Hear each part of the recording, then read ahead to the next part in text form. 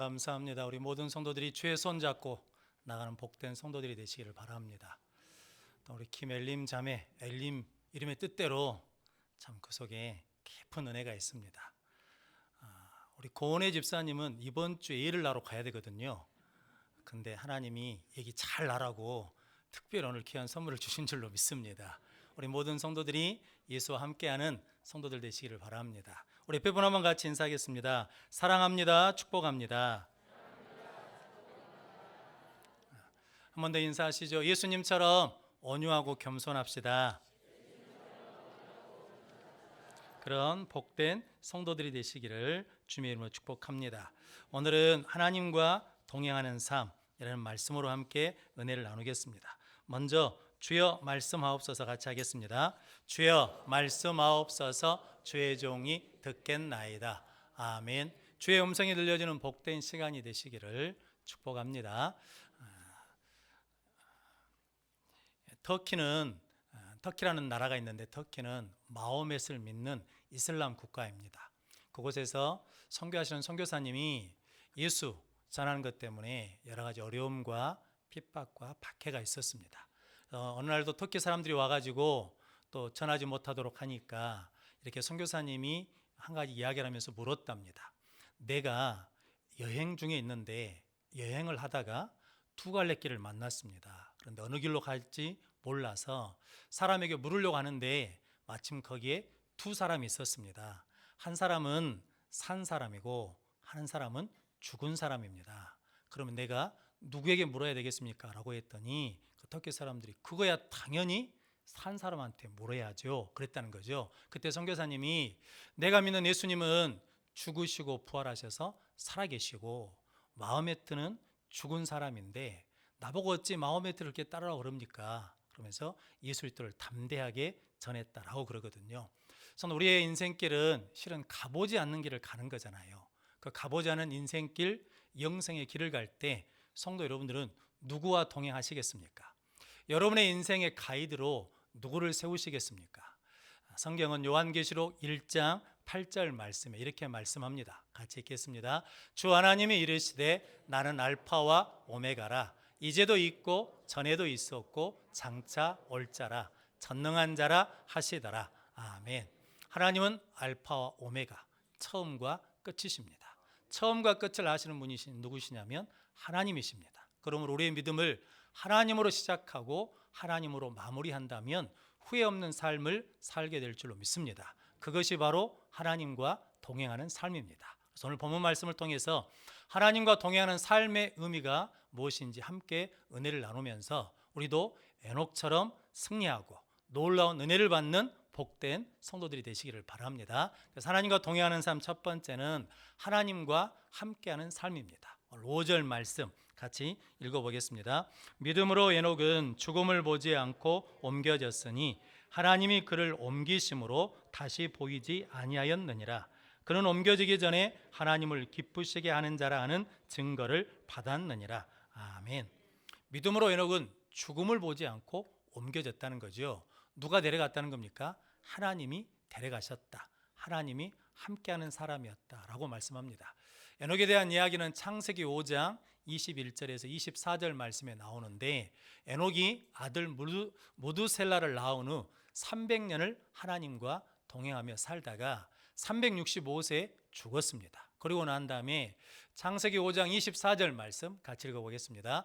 에녹이 하나님과 동행하더니 하나님이 그를 데려가심으로 세상에 있지 아니하였더라. 아멘. 에녹이 하나님과 뭐 했다는 겁니까? 동행했더니 하나님이 그를 데려가심으로 세상에 있지 않고 어디에 있다는 겁니까? 하나님의 나라에 있다라고 말씀합니다. 동행한다는 것은 함께 걷는 거거든요. 함께 길을 걷는다는 것은 같은 방향으로 함께 걷는다라는 의미고, 이 동행이라는 언어의 의미에 더 깊은 뜻이 있는데 그게 뭐냐면 함께 걸으면 서로 팔짱을 끼고 서로 이야기하면서 가까워지고 친밀한 것을 뭐냐면 동행이라 그러거든요. 그런데 에녹은 하나님과 날마다 함께 걷고 하나님께 가까이 갔더니 에녹이 생각지 못한 놀라운 은혜를 받았습니다. 그게 뭐냐면 죽지 않고 어쩌다는 겁니까? 하나님이 데려가셨다는 거죠. 날마다 하나님과 함께 걷고 날마다 하나님을 가까이 했더니 이 땅에서 그 누구도 받지 못한 놀라운 축복을 받았습니다. 그래서 우리도 에녹처럼 하나님과 함께하는 삶을 통해서 하나님과 동행하면 이렇게 우리가 놀라운 은혜와 놀라운 축복을 받을 줄로 믿습니다. 그러므로 저 여러분들이 하나님과 동행하기 위해서 하나님과 함께 걷는 사람, 하나님과 늘 가까이 하는 하나님의 함께하는 귀한 성도들이 되시기를 바랍니다. 부부도 실은 함께 인생의 길을 걷는 인생의 동반자잖아요. 충남에 91세 되신 최대식이라는 할아버지가 계시는데 91세에 요양보호사 자격증을 따셨답니다. 따신 이유는 뭐냐면 81세 되는 아내 할머니가 치매를 앓게 되셨대요.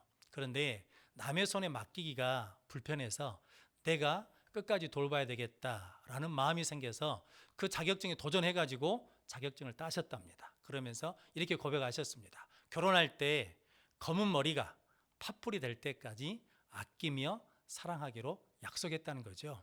그 약속을 지키기 위해서 끝까지 함께하기 위해서 내가 이 자격증을 땄다라고 TV에 나오셔서 고백하시더라고요. 성경은 부부는 한 몸이라고 말씀하거든요. 그러면서 남편들아 아내 사랑하기를 내 몸처럼 사랑하라 라고 말씀합니다. 사랑한다는 말은 좋은 먹을 것, 좋은 옷을 사주는 것이 사랑이라 말하지 않고 근본적인 건 뭐냐면 허물을 덮어주는 것이 사랑입니다. 예수님께서 제자들의 발을 씻어주시면서 내가 너희를 사랑한 것 같이 너희도 서로 사랑하라 라고 하신 것은 발은 쉽게 더러지잖아요. 그런데 그것을 씻고 그리고 덮어주는 것처럼 허물을 덮어주는 것이 사랑이라는 거거든요. 그러므로 성도 여러분, 남편 된 분들 부인이 잘못한 것 지적하지 말고 그것을 덮음으로 말미암아 사랑함으로 동반자가 되시기를 바랍니다. 아내들은 남편들을 존경하라라고 말씀했거든요. 아내가 남편을 존경할 때 부부가 한 몸이 되어서 함께 하나님 주신 은혜 가운데 인생을 동행하는 복을 누리게 될 줄로 믿습니다. 그런 복된 성도들이 되시기를 바랍니다. 그러면서 하나님께서 우리에게 약속해 주셨거든요. 이사야서 41장 10절 말씀에 이렇게 말씀합니다. 같이 읽겠습니다. 두려워하지 말라 내가 너와 함께함이라. 놀라지 말라 나는 내 하나님이 됨이라. 내가 너를 굳세게 하리라. 참으로 너를 도와주리라. 참으로 나의 의로운 오른손으로 너를 붙들리라. 아멘. 두려워하지 말라는 거죠. 누가 함께 하시니까? 하나님이 함께 하시니까. 그러면서 놀라지 마라. 나는 내 하나님이 됨이니라. 내가 너를 굳세게 하리라. 참으로 너를 도와주리라. 나의 의로운 오른손으로 너를 붙들리라 라고 말씀해 주십니다. 그럼 성도 여러분, 하나님은 우리와 함께 하시면서 우리를 붙들어 주시고 우리를 도와주시고 우리를 굳세게 주시는 하나님이신 줄로 믿습니다. 그 하나님과 함께함으로 말미암아 능력 있는 삶을 살아가는 귀한 성도들 되시기를 바랍니다. 2차 세계대전 때 독일 나치군이 유대인들을 잡아다가 포로 수용소에 놔두면서 600만이라는 어마어마한 사람들을 죽였거든요. 근데 그 포로 수용소에 솔로몬 노젠버그라는 가족이 함께 갇히게 됐답니다. 그런데 그 수용소는 사람을 일을 시키다가 일의 능력이 떨어지면 일을 못할 지경이 되면 가스실로 보내서 죽인다는 거거든요. 그런데 그 가족에 80세 된 아버지가 있고 부부가 있고 두 아들이 있는데 80세 된 아버지가 중노동에 시달리고 먹는 것이 시원찮으니까 이제 약해지셔가지고 제일 먼저 가스실로 가서 죽으셨답니다. 그러고 난 다음에 이 로젠버그가 생각해 보니까 그 다음 차례가 누구냐면 막둥이 아들 데이빗인데 그 이유는 뭐 때문이냐면 막둥이 아들이 다리를 절어요. 그러니까 이게 불편하니까 시간이 갈수록 이게 작업 능률이 떨어지니까 언젠가는 쟤도 가스실로 갈 텐데라고 하는 불안과 염려와 두려움이 있었답니다. 어느 날 이게 식구들이 다 나가서 돌아왔는데 보니까 가족들이 안 보여요. 그래서 이곳저곳 찾아다녔는데 큰아들 야곱이 한쪽 구석이에 쪼그리고 앉으면서 우르구들한 거죠. 그러면서 아버지가 직감하고 네 동생이 끌려갔냐? 라고 그랬더니 예, 아버지 동생이 끌려갔어요. 그래? 네게 엄마는 건강하지 않냐? 그런데 왜 엄마는 안 보이냐? 라고 그랬더니 그 아들이 그랬답니다. 데이빗을 데리러 온 사람들이 끌려가니까 얘가 두렵고 무서우니까 막 우니까 엄마가 그 아들을 안으면서 아들아 걱정하지 마. 엄마가 함께 할게. 그러면서 아들과 함께 갔다라는 거거든요. 함께 가는데 그 동생이 울음을 그치고 두려워하지 않고 평안한 중에 갔다라고 큰아들이 말해 주었답니다. 성도 여러분, 하나님이 우리와 함께 하심을 믿습니까? 그걸 믿는다 그러면 그 평안을 누가 누려야 되겠습니까? 우리가 누려야 될 줄로 믿습니다. 성도 여러분, 힘들고 어려움 속에서도 하나님은 우리와 함께 하십니다. 우리를 붙들어 주십니다. 우리를 굳세게 해 주십니다. 우리를 도와주십니다. 그 하나님 품 안에서 저와 여러분들이 평안을 누리는 복된 성도들이 되시기를 바랍니다. 예수님도 우리에게 약속해 주셨습니다. 볼지어다 세상 끝날까지 내가 너희와 함께 있겠다라고 말씀해 주셨거든요. 약속하신 예수 그리스도를 통하여 하나님과 함께 걷고 하나님께 가까이 가면 우리도 에녹처럼 하나님의 나라에 들어갈 줄로 믿습니다. 그 믿음으로 은혜와 평강을 누리는 복된 성도들이 되시기를 바랍니다. 하나님과 동행하는 삶 두 번째는 하나님을 기쁘시게 하는 삶입니다. 오늘 6절 말씀 같이 읽어보겠습니다. 믿음이 없이는 하나님을 기쁘시게 하지 못하나니 하나님께 나아가는 자는 반드시 그가 계신 것과 또한 그가 자기를 찾는 자들에게 상 주시는 이심을 믿어야 할지니라. 아멘. 하나님이 기뻐하시는 믿음이 있다는 거거든요. 그 믿음은 하나님이 반드시 뭐하는 겁니까? 계신다. 하나님이 살아 계신다. 또 하나님이 어떤 믿음을 기뻐하시냐면 하나님을 찾는 자의 믿음을 기뻐하신다라는 거거든요. 성도 여러분, 여러분들이 하나님의 살아계심을 믿고 하나님을 찾는 귀한 성도들이 되시기를 바랍니다. 그때 하나님은 우리와 함께 하시고 우리는 하나님과 동행하게 될 줄로 믿습니다. 마틴 루터 일화 중에 이거 있거든요. 종교개혁을 하는데 어려움이 많습니다. 왜냐하면 기득권을 가진 세력들이 반대하고 박해하고 죽이겠다고 협박을 하거든요. 그러니까 낙심이 되지 않겠습니까? 그렇게 낙심하고 있는데 어느 날 사모님이 상복을 입고 있더래요. 그래서 어이 누가 죽었는가? 그랬더니 예 누가 죽었습니다. 누가 죽었는데 하나님이 죽었습니다. 그랬더니 마틴 루터가 버럭 화를 내면서 무슨 그런 불경한 소리가 있냐고, 하나님이 어떻게 죽으시냐고, 하나님은 살아계신다고 그랬거든요. 그랬더니 그 사모님이 그랬답니다. 당신 요즘 하는 걸 보니까, 당신 요즘의 모습을 보니까 하나님이 마치 죽은 것처럼, 하나님이 없는 것처럼 행동한 거 보고 내가 상복을 입고 있다라고 그랬다는 거죠. 그러자 루터가 깨닫고 이렇게 말했답니다. 그 보름스라는 지방이 있는데 여기 있는 지붕에 있는 모든 귀화장이 마귀가 되어 나에게 달려들지라도 나는 두려워하지 않겠다. 이유는 뭐 때문이냐면 하나님이 나와 함께 계시고 하나님이 살아계시기 때문이다 라고 고백했습니다. 성도 여러분, 우리도 두려울 때가 있거든요. 염려가 될 때가 있거든요. 불안이 찾아오고 절망이 오고 낙심이 올 때가 있거든요. 그때마다 저희 여러분들이 하나님은 살아계십니다. 하나님은 살아계십니다 라고 선포하면 우리 가운데 있는 두려움, 불안, 염려는 깨끗이 사라지게 될 줄로 믿습니다. 성도 여러분, 여러분들이 그렇게 하나님이 살아계심을 믿는, 하나님을 기쁘시게 하는 자가 되시기를 바랍니다. 성경에 욥이라는 사람이 있지 않습니까? 욥은 의인이고 당대의 부자거든요. 그런데 사탄이 하나님한테 하나님 욥이 저렇게 하나님 잘 믿는 것은 하나님이 축복해 주셔서 그럽니다. 그 축복 빼앗아 보십시오. 그러면 분명히 욕하고 저주할 겁니다. 그러자 하나님이 욥을 시험하시거든요. 그러면 어떻게 하십니까? 하루에 재산을 다 빼앗아 버리십니다. 자식들도 다 빼앗아 버립니다. 욥이 고난을 당했거든요. 어려움을 당했거든요. 그때 욥이 첫 번째 한 일이 있습니다. 그게 욥기 1장 20절 말씀인데 같이 읽겠습니다. 욥이 일어나 겉옷을 찢고 머리털을 밀고 땅에 엎드려 애배하며. 아멘. 성도 여러분, 욥이 그런 고난을 당했거든요. 이게 어떻게 설명할 수 없는, 감당할 수 없는 어려움을 당했는데 그때 욥이 한 첫 번째가 뭐냐면 땅에 엎드려 뭐 했다는 겁니까? 애배했다는 거죠. 내가 재산을 잃어버려도 하나님은 살아계십니다. 내가 자식을 잃어버려도 하나님은 살아계십니다. 그래서 주신 분도 하나님이시고 거두신 분도 하나님이십니다. 하나님의 살아계심을 믿고 애배했거든요. 그래서 로마서 12장 1절 말씀 이렇게 말씀합니다. 같이 읽어보게요.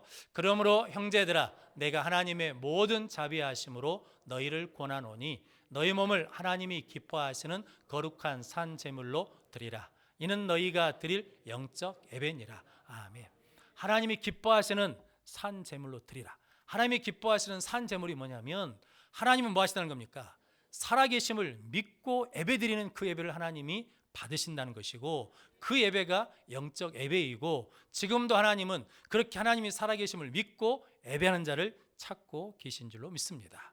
성도 여러분, 우리 형편과 상관없이, 우리 환경과 상관없이 하나님은 여전히 살아계십니다.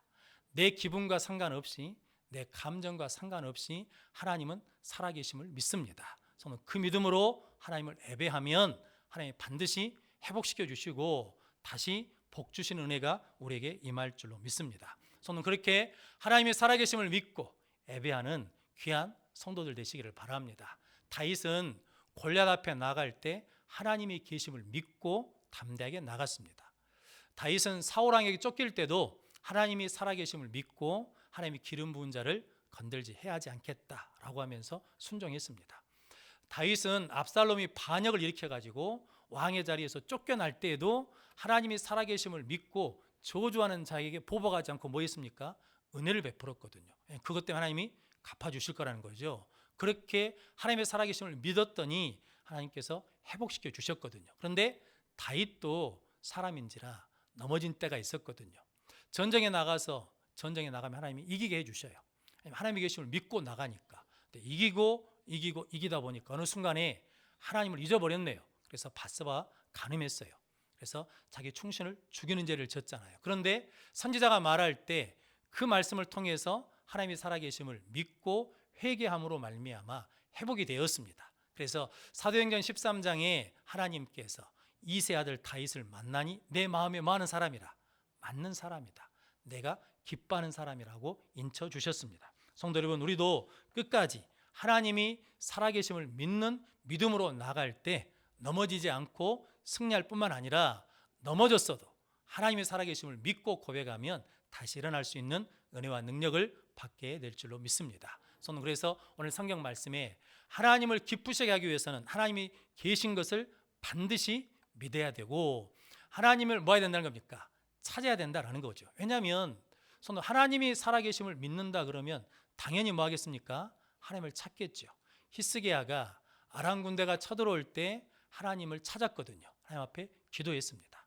히스기야가 병들었을 때 누구를 찾았습니까? 하나님을 찾았습니다. 그래서 병에서 나았습니다. 그런데 이게 바벨론에서 사신이 와가지고 칭찬해주고 위로해주거든요. 그때 누굴 잊어버렸냐면 하나님을 찾지 않고 자기가 가지고 있는 재물을 자랑했거든요. 그래서 다음 세대가 어려움을 겪었거든요. 성도 여러분, 하나님을 찾으면 승리하고 하나님을 찾지 않을 때 뭐 한다는 겁니까? 실패와 어려움이 온다는 거죠. 그럼 성도 여러분, 지금 힘들고 어려운 때라고 그러면 지금이 뭐 할 때입니까? 하나님을 찾을 때이고, 지금이 잘 될 때이면 계속해서 잘 되는 은혜를 누리기 위해서 하나님을 계속해서 찾는 복된 성도들이 되시기를 바랍니다. 그래서 오늘 교동한 시편 34편 10절 말씀에 젊은 사자는 궁핍하여 줄일지라도 여호와를 찾는 자는 모든 좋은 것에 부족함이 없느니라 라고 말씀합니다. 여호와를 찾는 자를 하나님이 축복해 주십니다. 그래서 모든 좋은 것에 부족함이 없는 은혜를 허락해 주실 줄로 믿습니다. 그렇게 하나님을 찾는 귀한 성도들이 되시기를 바랍니다. 하나님을 찾고 찾으면 우리 믿음의 뿌리가 어쩌겠습니까? 깊게 내려가는 거죠. 순천 정원 박람회가 있지 않습니까? 거기 순천 사람들이 자랑하더라고요. 뭘 자랑하냐면 순천 정원 박람회를 하면서 심어놓은 나무가 태풍을 여러 번 맞았는데도 불구하고 한 그루도 넘어지지 않았대요.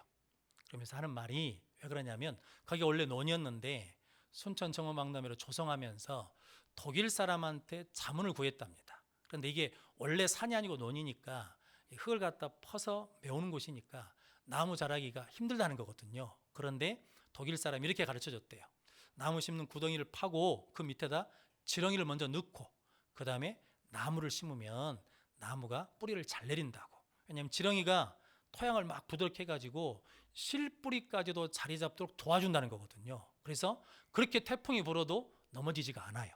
성도 여러분, 우리도 하나님을 찾으면 성령님께서 우리를 도와주셔서 하나님께 뿌리를 내려서 어떤 환난과 고난을 당해도 넘어지지 않는 능력의 믿음을 허락해 주실 줄로 믿습니다. 그렇게 하나님을 찾는 복된 성도들이 되시기를 바랍니다. 예수님도 하나님을 찾았거든요. 십자가에 달려 죽으실 때 하나님이 침묵하고 계시거든요. 마치 안 계신 것처럼 침묵하시고 마치 버리신 것처럼 외면하실 때도 예수님은 누구를 찾으시냐면 하나님을 찾았습니다. 마태복음 27장 46절 말씀 같이 읽어보겠습니다. 제9시쯤에 예수께서 크게 소리질러 이르시되 엘리 엘리 나마 사박다니 하시니 이는 곧 나의 하나님 나의 하나님 어찌하여 나를 버리셨나이까 하는 뜻이라. 아멘. 십자가 달려있을 때 하나님이 나를 버리신 것 같아요. 나의 하나님 나의 하나님이라고 불러도 아무 대답이 없으세요. 마치 나에게서 돌아가신 것처럼 외면하신 것처럼 그렇게 느껴지는 상황인데도 불구하고 예수님은 그럼에도 불구하고 누가 계시다는 거예요. 하나님이 살아계십니다. 하나님이 계십니다. 그래서 누구를 부르는 겁니까? 나의 하나님, 나의 하나님이라고 부르거든요. 하나님을 찾거든요. 그때 예수님 마음이 뭐가 있냐면 평안히 찾아오셨어요. 그래서 뭐라고 말씀하냐면 저들의 죄를 용서해 주십시오. 내 영혼을 아버지 손에 부탁합니다. 맡깁니다. 라고 하는 승리자가 되었습니다. 하나님을 찾을 때 예수님께서 죄와 사망의 권세를 이기시고 부활하여 승리하신 줄로 믿습니다. 그래서 우리도 어떤 어려움에 있어도 하나님이 살아계심을 믿고 하나님을 찾으면 나의 하나님을 부르면 우리는 승리할 줄로 믿습니다. 그런 복된 성도들이 되시기를 바랍니다. 미국에서 실제로 있었다고 하는 이야기거든요. 남편을 일찍 하나님 나라에 보내고 혼자서 두 아들을 키우는 여집사님이 계셨답니다.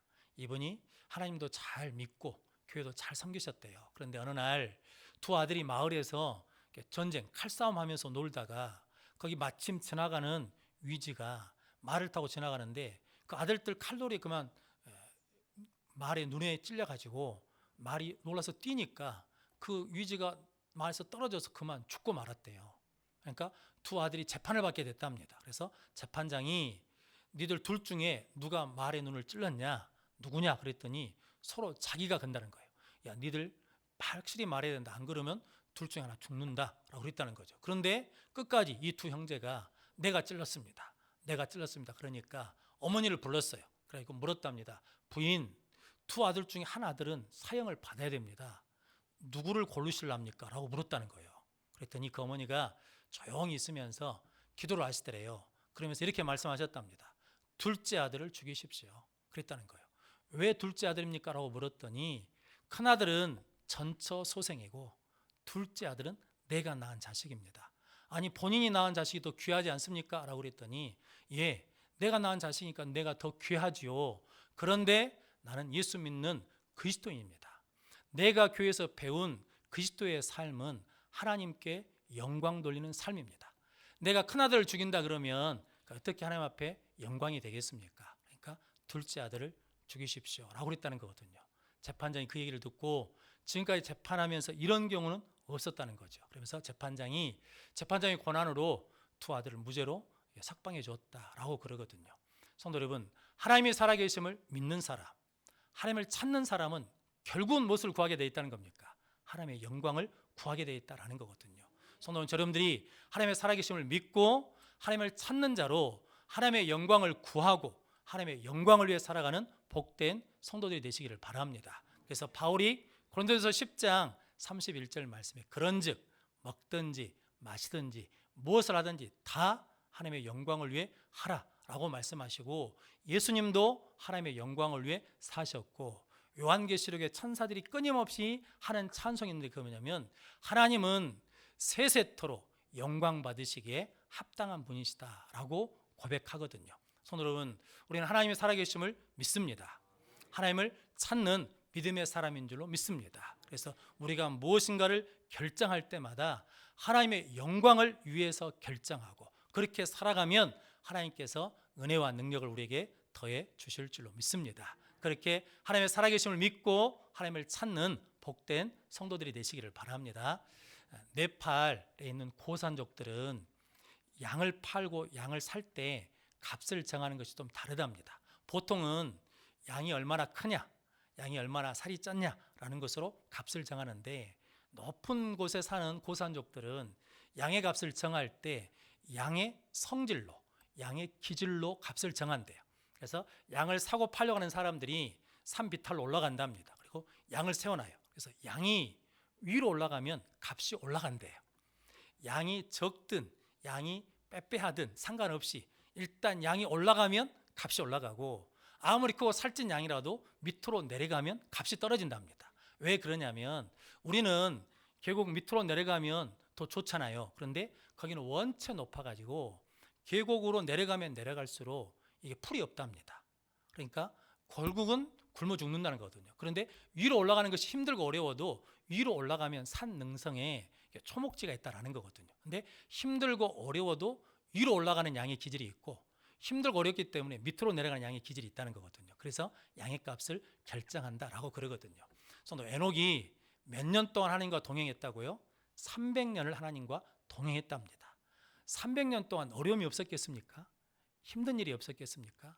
속상한 일이 없었겠습니까? 그런데도 불구하고 에녹은 하나님과 함께 동행하고 하나님과 함께 걷고 하나님을 찾고 하나님이 살아계심을 믿는 믿음으로 올라가서 어디에 갔다는 겁니까? 하나님의 나라에 갔다라는 거거든요. 우리도 하나님과 함께 걷고 하나님을 가까이 하고 하나님의 살아계심을 믿고 찾는 믿음을 가지면 위로 올라가는, 천상을 향해 나가는 올라가는 믿음을 소유하게 될 줄로 믿습니다. 그 믿음으로 승리하는 우리 모든 성도들이 되시기를 바랍니다. 성도 여러분, 하나님은 우리와 함께 하십니다. 하나님은 살아 계십니다. 그 하나님을 찾고 예배하고 기도할 때 우리에게 놀라운 은혜와 놀라운 축복을 허락해 주실 줄로 믿습니다.